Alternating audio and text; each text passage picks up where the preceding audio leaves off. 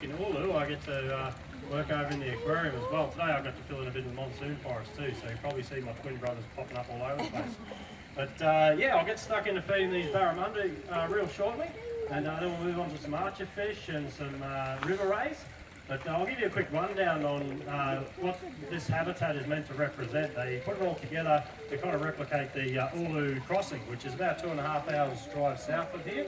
If you're civilised and you stop for afternoon tea along the way, you'll get all the way out in two-wheel drive during the wet season down at the Daly River there, during the dry season, sorry. But what I don't recommend is trying to actually cross that Oolloo crossing, because it's no longer a crossing.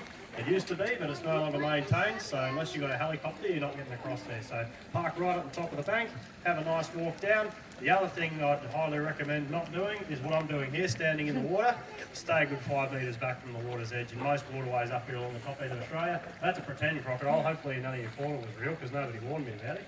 But they decided to pop that in here without telling us to one morning, so I came in and constipation cured. But if you do want to see a real crocodile, we have a big saltwater croc on display in the aquarium there today, and also a little freshwater crocodile. He's sort of underneath his tree. If you look real closely, you'll see him. But yeah, they did debate as to whether to put a real croc in here in the sandbar with me, but concerns were raised for the safety of the crocodile. That's why he's up there, the fake one. So yeah, any waterway you come along the top end of Australia, make sure you don't enter that waterway unless it's actually signposted as a designated swimming area, because most waterways up here, doesn't matter if they're salt, fresh, running, stagnant, crystal clear, murky, we taste just as good either way. And most waterways up here contain saltwater crocodiles. They're the larger of the two species that live up here, and they are very dangerous, and they can live hundreds of kilometres inland in completely fresh water. Some saltwater crocs will spend their whole lives in fresh water. So there are warning signs in some places, which is great, but if there's no signage, there's still no swimming. I had to get that off my chest because I've set a bad example for you here, but I wouldn't do this in the real Daly River or the real Oolloo crossing, but I'm quite happy to do it here at the Oolloo Sandbar for you. And I'm nowhere near as brave as I look doing this with the Barramundi here. This buffing action they're doing is not putting any danger on my fingers. You'll know if they do it on my toe, because I make a gender neutral noise when that happens.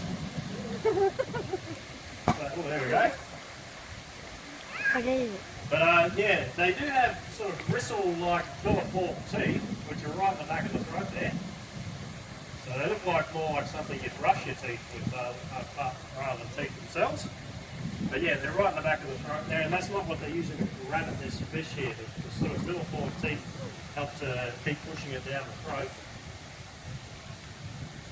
But they swallow this whole.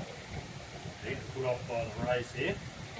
And how they achieve that buffing action is just by opening their face nice and wide and creating a vacuum so that fish gets sucked into their mouth. Now usually they get the fish quite easily. I've seen them buff a fish from about a foot and a half away.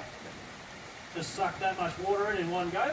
But if they do happen to miss a fish, sometimes the force of that buffing action, I can actually feel it underneath my feet here.